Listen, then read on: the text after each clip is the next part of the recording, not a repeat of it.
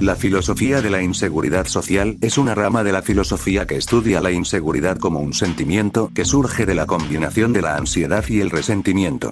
La inseguridad social se define como la sensación de estar a merced de los acontecimientos que ocurren en la sociedad.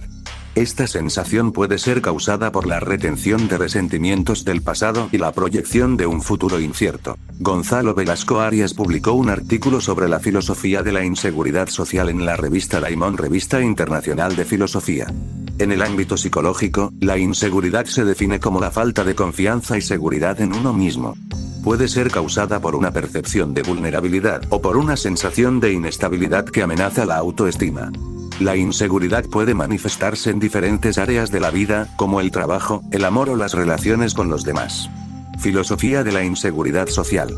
Un análisis desde la revisión valorativa de la ansiedad y el resentimiento en la filosofía contemporánea de las emociones. La inseguridad emocional es una sensación de nerviosismo o temeridad asociado a multitud de contextos, que puede ser desencadenada por la percepción de que uno mismo es vulnerable, o una sensación de vulnerabilidad e inestabilidad que amenaza la propia autoimagen o el yo. Esto no debe confundirse con la humildad, que implica reconocer los propios defectos, manteniendo una buena dosis de confianza en sí mismo. La inseguridad conlleva una autodevaluación subjetiva y arbitraria de la propia capacidad de la persona. La inseguridad puede promover estados de timidez, paranoia y aislamiento social, o alternativamente, puede alentar conductas compensatorias, como la arrogancia, el narcisismo, o la agresividad. El hecho de que la mayoría de los seres humanos son vulnerables emocionalmente, implica que la inseguridad emocional podría ser tan solo una diferencia en la conciencia de la misma. La inseguridad tiene muchos efectos en la vida de una persona. Hay varios niveles de la misma. Casi siempre causa cierto grado de aislamiento. Cuanto mayor es la inseguridad, mayor es el grado de aislamiento. La inseguridad suele tener sus raíces en los primeros años de la infancia de una persona. Como la inseguridad puede ser muy molesta y limitante y la psique se encuentra amenazada, a menudo se acompaña de mecanismos de defensa que se manifiestan en distintos estilos de personalidad. La inseguridad puede ser superada. Se necesita tiempo, paciencia y una comprensión gradual de que el valor propio es puramente una cuestión de perspectiva, o la opinión subjetiva de uno mismo, por lo que si bien puede ser cierto que la inseguridad puede seguir a la preocupación por la realidad objetiva, esto no es de ninguna manera una necesidad, sino más bien una tendencia. La inseguridad puede ser superada. La inseguridad puede ser superada. Se necesita tiempo, paciencia y una comprensión gradual de que el valor propio es puramente una cuestión de perspectiva, o la opinión subjetiva de uno mismo, por lo que si bien puede ser cierto que la inseguridad puede seguir a la preocupación por la realidad objetiva, esto no es de ninguna manera una necesidad, sino más bien una tendencia. En alguna etapa de la vida, la mayoría de los seres humanos hemos vivido esa inseguridad emocional.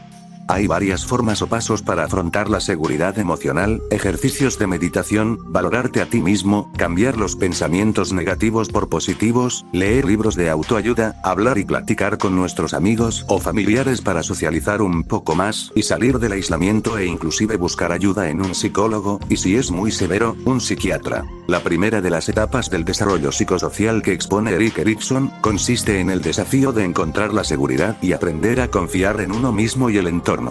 Con la inseguridad puedes llegar a la desconfianza. Las personas inseguras de sí mismos pueden que sean celosos o tengan problemas psicológicos tanto en la casa como en la escuela o en el trabajo. Los estados normativos solo pueden ser percibidos a partir de su frustración. A partir de esta premisa, el presente artículo propone una definición filosófica de la inseguridad social, basada en la reciente revisión de la función práctica y cognitiva de dos emociones tradicionalmente entendidas como negativas: el resentimiento y la ansiedad.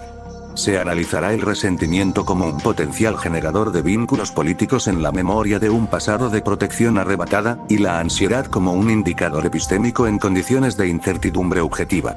Se colige una definición de la inseguridad acotada entre la retención resentida del pasado y la proyección preventiva del futuro. El concepto de inseguridad tiene una función sintética en el discurso contemporáneo. Por un lado, recoge una relativa variedad de experiencias subjetivas que no son plenamente asimilables entre sí. Se habla de inseguridad con relación a la proliferación de la delincuencia en países o metrópolis concretas, hacemos referencia a un mundo más inseguro debido a la metamorfosis de un terrorismo reticular que escapa a los radares preventivos, pero también al renacimiento de viejas hostilidades en regiones geopolíticas tradicionalmente conflictivas. No obstante, el concepto de inseguridad no se refiere solamente a estados de amenaza objetiva, sino a la zozobra existencial que resulta de la desaparición de los fundamentos de la previsión y la planificación vital. La vida es percibida como una discontinuidad en la que el pasado no permite proyectar plausiblemente un futuro, que se torna por tanto incierto uno. En esta acepción, el presente es una desasosegante ceguera, un vértigo constante que hace de la inseguridad un signo de los tiempos. Si la inseguridad, por tanto, es la experiencia que delimita la unidad sintética de apercepción definitoria de nuestro presente, nosotros somos los que se sienten inseguros, se hacen perentorias al menos dos preguntas iniciales para delimitar su especificidad. La primera, tendría que ver con el reverso positivo de esta vivencia, la seguridad. En una primera aproximación, parecería que, si somos capaces de distinguir con tanta nitidez la experiencia subjetiva de lo inseguro, se debe a que conocemos y hemos vivido con consciencia estados de relativa seguridad. La segunda cuestión, derivada en realidad de la anterior, concierne a la especificidad de la inseguridad respecto a estados afectivos análogos, principalmente el miedo. Si existe un consenso tan amplio para definir nuestra configuración afectiva como insegura, y no la confundimos con pasiones que podrían tener causas análogas, como es el miedo, podemos deducir que tenemos una experiencia previa de la seguridad, tanto individual como compartida. De este modo, la indagación sobre la inseguridad permite reflexionar acerca de la comprensión especulativa de nuestros modelos normativos. Es necesario tener conciencia de un ideal político normativo para poder identificar la frustración de su expectativa.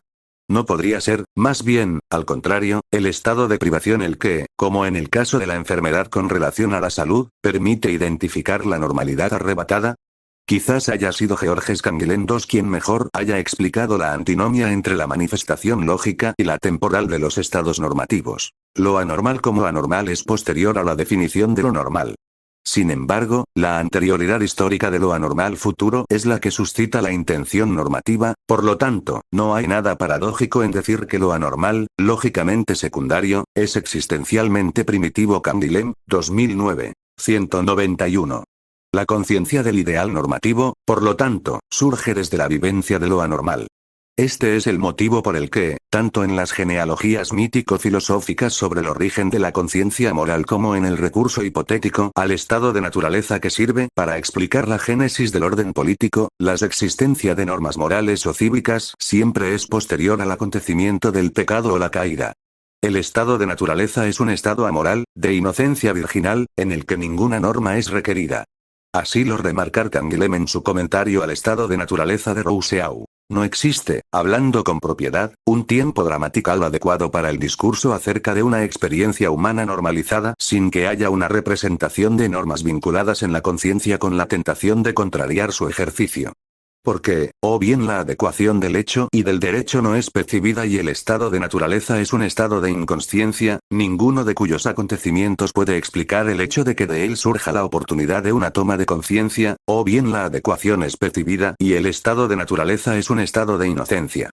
Nadie se sabe inocente inocentemente, porque tener conciencia de la adecuación a la regla significa tener conciencia de las razones de la regla, que se reducen a la necesidad de la regla. Canguilhem, 2001. 190.